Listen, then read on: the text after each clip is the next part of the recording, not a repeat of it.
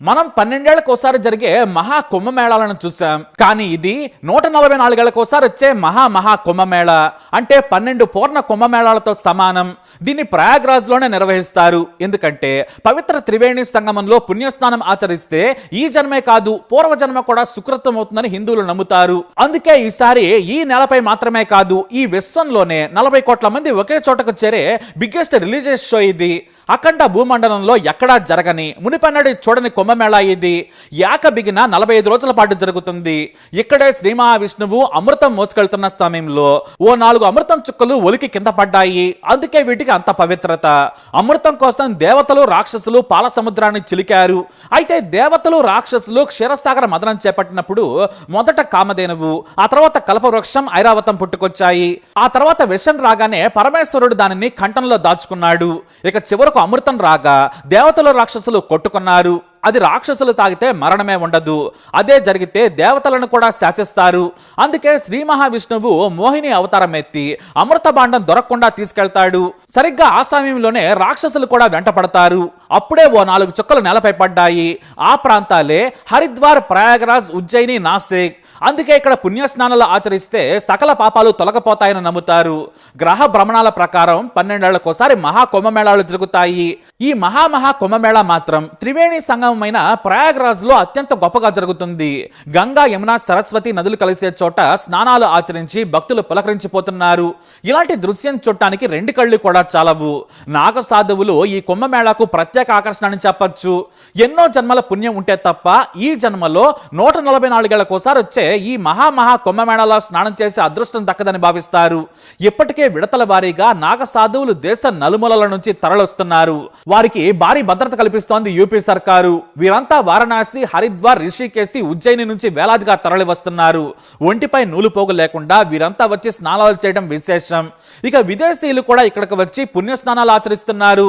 అయితే ఈసారి ప్రత్యేకమైన రోజులు ఉన్నాయి.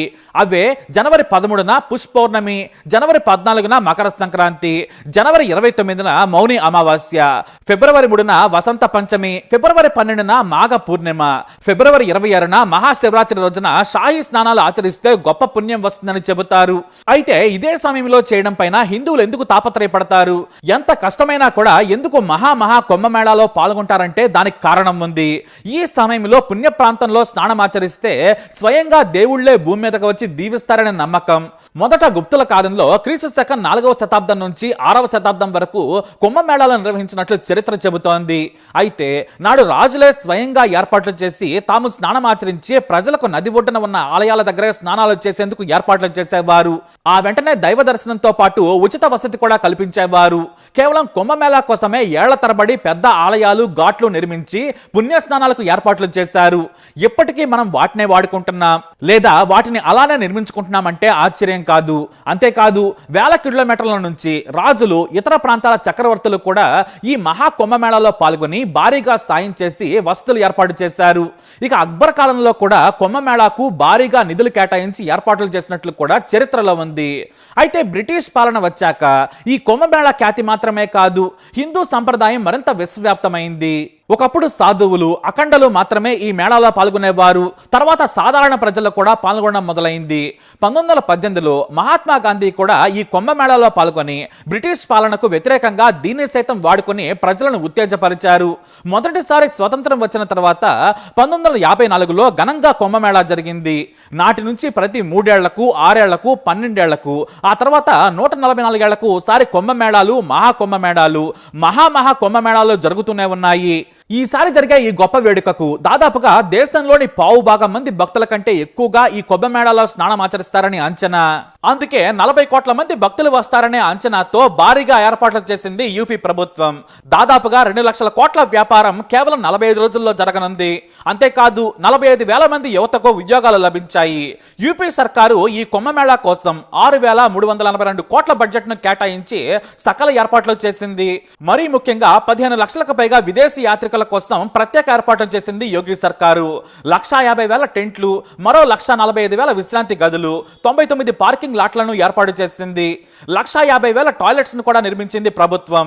శుభ్రతకు అధిక ప్రాధాన్యం ఇస్తున్నామని అధికారులు తెలియజేశారు. ఇక 3,000 వంటశాలలను కూడా ఏర్పాటు చేసింది. 40,000 మంది పోలీసు సిబ్బందితో నిత్యం భద్రత కల్పించనున్నారు. భారీగా సీసీ కెమెరాలను ఏర్పాటు చేసి భద్రతను, నిఘాను పటిష్టం చేశారు. ఆధునిక సాంకేతిక పరిజ్ఞానాన్ని కూడా ఉపయోగించుకుంటున్నారు. కీలకమైన చోట 328 ఆర్టిఫిషియల్ ఎనేబుల్డ్ సీసీ కెమెరాలను కూడా ఏర్పాటు చేశారు. భద్రత కోసమే కాదు, మిస్సింగ్ పర్సన్స్ ను కూడా కేవలం గంటల్లోనే గుర్తించేలా ఏర్పాట్లు చేశారు. ఇవి కాకుండా 2,300 సీసీ కెమెరాలను కూడా ఏర్పాటు చేశారు. ఇక క్రౌడ్ మేనేజ్మెంట్ కోసం ఐఐటి ఖరగ్పూర్ టీం ప్రత్యేక ఏర్పాట్లు చేసింది. డ్రోన్స్ తో కూడా నిఘాను పటిష్టం చేశారు. కేవలం 28 మందికి 34 లక్షల రూపాయలతో ప్రత్యేక ట్రైనింగ్ ఇప్పించారు ఉన్నతాధికారులు. ఈ సైబర్ వన్ ప్రో డ్రోన్స్ తో హై రెజల్యూషన్ వీడియోలు, ఫోటోలను తీస్తారు. ఇక లైవ్ స్ట్రీమింగ్ కూడా ఉండనుంది. మొత్తం 2,000 డ్రోన్లు నిత్యం ఆకాశంలో తిరుగుతూ ఉంటాయి. మరోవైపు భారతీయ రైల్వే రోజుకి 100 రైళ్లతో 3,300 అదనపు ట్రిప్పులు నడుపుతోంది. అయితే ఈ మహా కుంభమేళా భారత సర్కారు జీడీపీని 1% పెంచనున్న అంచనా. దూర ప్రయాణికులు, విదేశీ ప్రయాణికులు భారీగా ఖర్చు పెడతారు. వారి నుంచి మరో 2 లక్షల కోట్లు అదనంగా వస్తాయని లెక్కలేస్తున్నారు అధికారులు. దీంతో పాటు ఇటు హిందూ పండుగతో సంతోషం, పుణ్యంతో పాటు ఆర్థిక లాభాలను కూడా భారీగా తీసుకురాబోతుంది. ఈ ఒక్క మహాకుంభమేళాతో యూపీ సర్కారు ఆర్థిక కష్టాలన్నీ కూడా తీరిపోతాయని నమ్ముతున్నారు. కేవలం హోటళ్లు, గెస్ట్ హౌస్లు, తాత్కాలిక వసతి సముదాయాల ద్వారా 40,000 కోట్ల ఆదాయం రానుంది. ఇక నీళ్లు, బిస్కెట్లు, జ్యూస్లు, భోజనం మీద 20,000 కోట్లు రానున్నాయి. ఇక నూనె, గంగా నీరు, దేవతా విగ్రహాలు, ఆధ్యాత్మిక పుస్తకాలు సహా పూజ సామాను వలన మరో 20,000 కోట్ల వ్యాపారం జరగనుంది. ఇక రవాణా నుంచి చిల్లర డిజిటల్ పేమెంట్లు, మీడియా ప్రకటనలతో ఈసారి యూపీకి కాసుల పంట పండనుంది. 2019లో నిర్వహించిన అర్ధ కుంభమేళా కారణంగా దాదాపు 1,30,000 కోట్ల రాబడి వచ్చింది. అయితే ఈ కుంభమేళా హిందూ ఆచార సంప్రదాయాల్లోనే కీలకమని చెప్పొచ్చు. అంతేకాదు ఈ త్రివేణి సంగమంలో స్నానం చేసేటప్పుడు కులం, మతం, గోత్రం అనే లెక్కలుండవు. అందరూ దేవుడి ముందు సమానమే. ఇంకా చెప్పాలంటే ధనవంతుడైనా, పేదవాడైనా, సన్యాసి అయినా, అఘోరి అయినా సరే అందరూ ఒకటే. ఇలా వర్ణ వివక్షను కూడా ఇది ప్రాలదోలుతుంది అనడంలో సందేహమే లేదు. అంతేకాదు అదానీ గ్రూప్ తో పాటు ఎన్నో కార్పొరేట్ కంపెనీలు కూడా సేవా కార్యక్రమాలు మొదలు పెట్టాయి. ఇక ప్రయాగ్రాజ్ లోని సామాన్య భక్తులు సైతం ఉచితంగా భోజనం, నీరు అందిస్తున్నారు. కార్పొరేట్ కంపెనీలు ప్రత్యేకంగా వాటర్ బాటిల్స్ ఇస్తున్నాయి. అంతేకాదు శుభ్రతలో కూడా తమ వంతు సాయం చేస్తున్నాయి. అయితే ఈ మహాకుంభమేళా గురించి మార్క్ ట్వైన్ లాంటి లెజెండరీ రచయితలు కూడా రాసుకొచ్చారు. 1854లో ఇండియాకి వచ్చిన మార్క్ ట్వైన్ ఈ భూమి మీద ఇలాంటి సుందర దృశ్యం ఉంటుందని నాకు ఇప్పుడే తెలిసింది. మతం అంటే జీవన విధానమని, ఆడ మగ తేడా లేకుండా, పేద ధనిక తేడా చూపించకుండా, కనిపించకుండా ఒకే చోట స్నానం ఆచరిస్తున్నారు. ఆ దేవుడి మీద ఇంత భక్తి ఉండడం కేవలం హిందూ మతంలోనే సాధ్యం. నేను కూడా ఈ పుణ్య త్రివేణి సంగమంలో స్నానం చేశాను. ఇది ఒక కల్చరల్ రెఫరెన్స్ పాయింట్. ఈ తీర్థయాత్రను మించింది మరొకటి ఉండదన్నారు ఆయన. ఇక యాపిల్ కంపెనీ సృష్టికర్త స్టీవ్ జాబ్స్ సైతం భారత వచ్చాక ఆయనకు జీవితం మీద నమ్మకం వచ్చింది. గొప్పగా ఆలోచించడం, సింపుల్ గా బతకడం లాంటివి నేర్చుకున్నారు. ఆయన కళ కుంభమేళాకు రావటం, కానీ ఆయనకు ఆ కళ తీరలేదు. కేవలం 56 ఏళ్ల వయసులోనే చనిపోయారు. కుంభమేళాకు వెళ్లాలని ఉందని తాను రాసిన లేఖ ఇప్పుడు వైరల్ గా మారింది. ఇక యాపిల్ లోగో పుట్టుక కూడా భారత్లోనే పుట్టింది. అయితే తన భర్త ఆచరించలేకపోయిన పుణ్యస్థానాన్ని స్టీవ్ జాబ్స్ సతీమణి లారెన్ పవెల్ ఆచరించారు. ఆమె గంగా నదిలో స్నానమాచరించారు. ఆ జనం ఆ నీటిలో ఆమె కాస్త ఇబ్బంది పడ్డారు. అయినా సరే ఏమాత్రం తొణకలేదు. అయితే ఇది నా పూర్వజన్మ సుకృతం, నేను భారత్ కి రావడం ఇది రెండోసారి, నాకు ఎంత డబ్బున్నా ఈ సంతృప్తి నాకు ఏది ఇవ్వదన్నారు ఆమె. అంతేకాదు స్వామీజీ కైలాస నందగిరి మహారాజా చేతుల మీదుగా తన పేరును కమలగా కూడా మార్చుకున్నారు.